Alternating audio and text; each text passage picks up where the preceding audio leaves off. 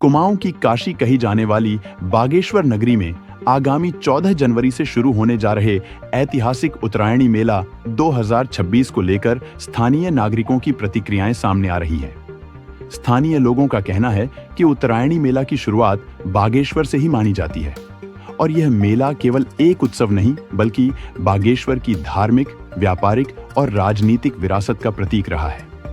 सरयू और गोमती नदी के पावन संगम पर लगने वाले इस ऐतिहासिक मेले का एक दौर ऐसा भी रहा है जब तिब्बत तक से व्यापारी यहां व्यापार के लिए पहुंचते थे। उस समय उत्तरायणी मेला अंतर्राष्ट्रीय व्यापार का महत्वपूर्ण केंद्र हुआ करता था। हालांकि समय के साथ मेले का स्वरूप बदलता गया है, लेकिन आज भी इसकी पुरानी विरासत को बचाने के प्रयास लगातार जारी हैं। स्थानीय नागरिकों का मानना है कि वर्तमान समय में उत्तरायणी मेला कुछ विशेष स्थानों तक ही सीमित होकर रहकर पूरे देश में व्यापक पहचान बना चुका है। बागेश्वर में बाबा बागनाथ जी और बाबा काल भैरव के विशिष्ट मंदिरों से जुड़ी गहरी आस्था के कारण उत्तरायणी मेला सदियों से श्रद्धालुओं के विश्वास का केंद्र रहा है। कभी लकड़ी के झूले और चरखों से सजे इस मेले का स्वरूप अब आधुनिकता की दौड़ में बदल चुका है। स्थानीय नागरिकों का कहना है कि आज बागेश्वर का उत्तरायणी मेला अपने अस्तित्व को बचाने की दिशा में आयोजित हो रहा है और इसके संरक्षण के लिए सामूहिक प्रयासों की आवश्यकता है ताकि आने वाली पीढ़ियां भी इस ऐतिहासिक विरासत को सहेज सकें। उत्तरायणी मेला ऐतिहासिक मेला है और आज तो हर जगह उत्तरायणी के मेले हो रहे हैं, लेकिन जो जन्म हुआ है इसका बागेश्वर से ही हुआ है। उत्तरायणी मेला जो मनाया जाता है सरयू गोमती त्रिवेणी संगम पर, इसका बहुत महत्व है। ये धार्मिक रूप से भी बहुत महत्वपूर्ण है और व्यापारिक रूप से भी बहुत महत्वपूर्ण है। हमने तो ऐसा समय भी देखा कि जब बाहर से तिब्बत के लोग भी यहाँ आते थे व्यापार करने।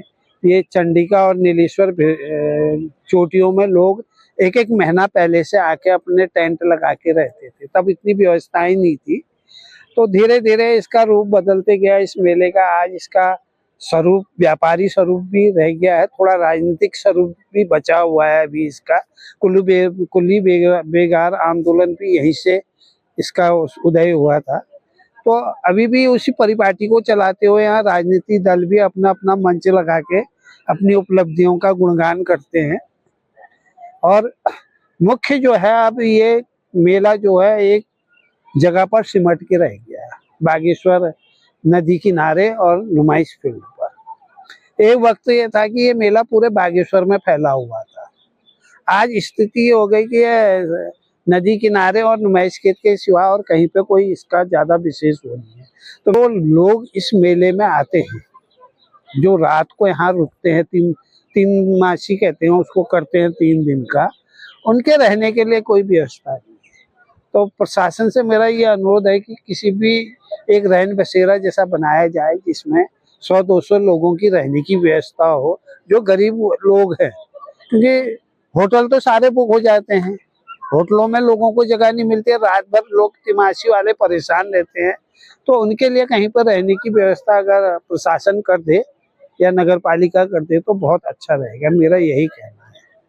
कई अन्य राष्ट्रों में भी उत्तरायण मनाई जा रही है, लेकिन इसका जो सबसे वास्तविक मूल स्थान है वो बागेश्वर त्रिवेणी संगम से है। यहाँ बाबा बागनाथ जी जो प्रकृति के प्रतिपालक शंकर भगवान है, उनका मंदिर है। उसके साथ ही उनके सामने बाबा भैपाल भैरव जी का जो मंदिर है वो द्वारपाल के रूप में और नगर कोतवाल के रूप में यहाँ पर विराजमान है। और उत्तरायणी पर्व में जो प्रथम स्नान यहाँ पर मकर संक्रांति को प्रातःकाल होता है, तो दोनों मंदिरों की परिदक्षिणा होती है और दत्तात्रेय महाराज की यहाँ पर जो मूर्ति स्थापित है और श्री महंत पंचदश नामा जो अखाड़े के यहाँ पर बैठते हैं। और आज भी जो व्यापार चलता है, पुराने व्यापार से लेकर आज आधुनिकता में कई अन्य चीज़ें जो पहले से हमने बचपन में लकड़ी के झूले यहाँ पर देखे थे, तो लेकिन आज इलेक्ट्रिक झूले और कई इस प्रकार की सामग्रियाँ बाहर से भी आती हैं, तो जो आवश्यकता अनुसार लोगों की एक पूर्ति भी करता है।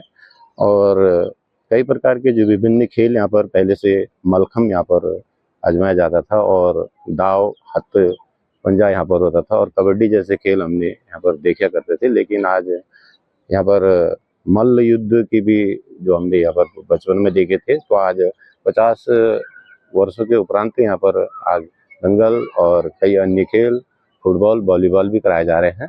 लेकिन